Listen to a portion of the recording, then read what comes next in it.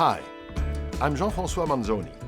I'm the Nestlé Professor of Leadership and Organizational Development at IMD, where I'm also the President of IMD, which means that over the last few weeks, I've had an interesting opportunity to compare and combine what I know about leading in times of crisis from decades of research and study with what I'm experiencing today as a leader trying to guide my organization through a very unsettling and problematic situation. This interesting combination has led me to identify 4 insights that I want to share with you. The first of these 4 insights was the need to maintain a super engaged and aligned leadership team. In this video, we will focus on the second insight, communicating with the troops. As I mentioned during the previous video, research shows that human beings are fundamentally programmed to look for threats, even under normal conditions.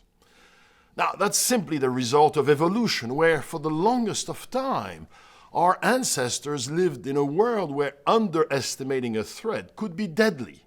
So they learned to be quite sensitive to potential threats. And legitimately, crisis situations are bound to intensify this tendency. When things all around are relatively positive, we as human beings are on the lookout for threats. But when things all around are decidedly threatening, our amygdala becomes hyperactive, and now we're really scanning for possible danger. In this context, it becomes clear that as a leader, one of your key objectives during a crisis is to help everybody to stay calm and focused.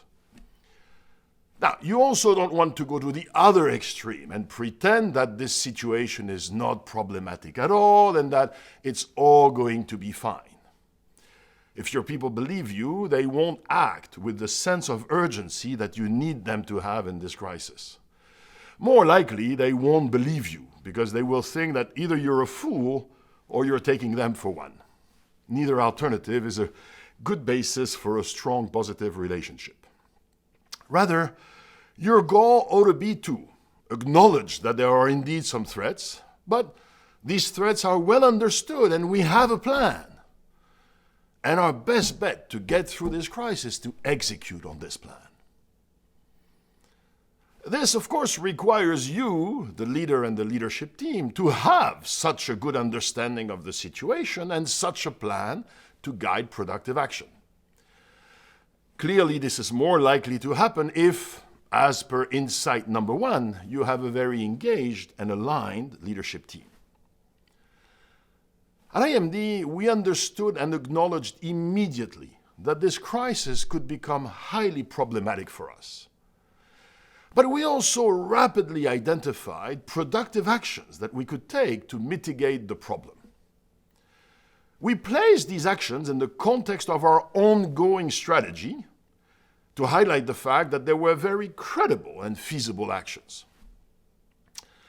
Leadership team members then had clear ownership for categories of actions, but they also made sure that they engaged their first reports and encouraged these first reports to engage their own staff in the fine-tuning of these actions. So the architecture of the plan came from the top, but a lot of ideas and suggestions came from bottom up through a series of connections with subgroups within the organization. This particular COVID-19 crisis added an unusual element to a typical crisis, which is that the overwhelming majority of our staff is working from home and is hence deprived of regular physical human contact. We understood that these conditions of relative isolation would be conducive to a lot of rumors and anxiety. As a result, we took 2 important decisions. First, we immediately named a task force to gather information on the crisis and its various components. We simply did not want hundreds of people to feel that they needed to spend several hours every day just to keep up with the news. So we explicitly gave that role to a few carefully selected individuals. Two, this task force and the leadership team gave very regular updates to the troops on the evolution of the crisis and its impact on us. Again, the frequency of communication matters. We started with weekly community meetings, and we are now meeting virtually every 2 weeks, with updates in between as and when needed. You don't want to over-communicate because it feeds everyone's anxiety and it devalues your words. But you've got to communicate enough and often enough to maintain this strong sense of calm and deliberate action. We even coined a phrase to remind ourselves of this desired state. At IMD, we say, we don't get worried, we get busy. And this phrase has already become part of our common folklore. If keeping the troops calm and productively busy is your first objective, your second objective is going to be to inspire them. To do so, we focused on two aspects. First, we highlighted the opportunity that this crisis represents. Yes, the COVID-19 crisis has the potential of having a very negative impact on IMD. But it could also be a great opportunity. For example, in our case, the downtime that the crisis is imposing on us is enabling us to dramatically increase our investment in technology-enabled learning.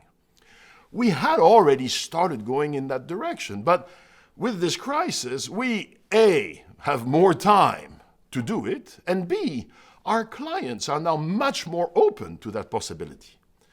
So this is an opportunity for us to do in 3 months what we would have probably otherwise done over the next 3 years. In other industries, the opportunity could come from challenging or acquiring weakened competitors, or from your staff now becoming more open to some changes. If you think about it creatively enough, you may well be able to find an opportunity hiding inside this crisis. Our second lever to inspire the troops was to consciously and consistently reinforce our staff's sense of community, shared purpose, and shared destiny. In particular, we used every piece of communication to connect actions and activities to our purpose. IMD exists for a reason. Challenging what is and inspiring what could be, we develop leaders who transform organizations and contribute to society. All our staff knows this purpose, but on a daily basis, what each of us does is a lot less glamorous. So we need to remind ourselves that while this or that action may feel mundane or even uninteresting, it is one component in a multiplicative model that leads to value creation for executives, organizations, and society. Also connected with the purpose, we emphasize the importance of the IMD community. While some organizations around us are using this crisis to implement cost-cutting measures that they were kind of thinking of but did not dare to put in place under good conditions, we have chosen instead to emphasize solidarity within the community by resorting to partial unemployment and voluntary salary reduction, obviously starting with the leadership team. We encouraged employees to use the intranet to stay connected at a personal level. We supported and celebrated their charity activities. And we're also offering them free coaching sessions should they feel the need to speak with a professional in these difficult times. Our staff knows very well that IMD's financial means are not infinite, and they do understand fully that if the situation worsens, we will have to resort to more painful cost-cutting measures. But in the meantime, we think that we managed to maintain our organization at peak personal and professional level by pursuing these two complementary objectives. One, communicating frequently, candidly, and resolutely on the challenges and the solutions to ensure that our staff remain calm and focused on their tasks and priorities. Secondly, making sure that our communication also inspired our staff by highlighting the opportunity that this crisis represents, if we do X and Y, we will come out of the crisis a stronger organization. By connecting all our actions to IMD's purpose, and by nurturing our employees' sense of being members of an IMD community. I hope that these ideas are stimulating your own reflection. Let us know what you think in the chat so we can all continue to learn from one another's experiences. I hope to see you soon for the third of my 4 insights on leading through a crisis.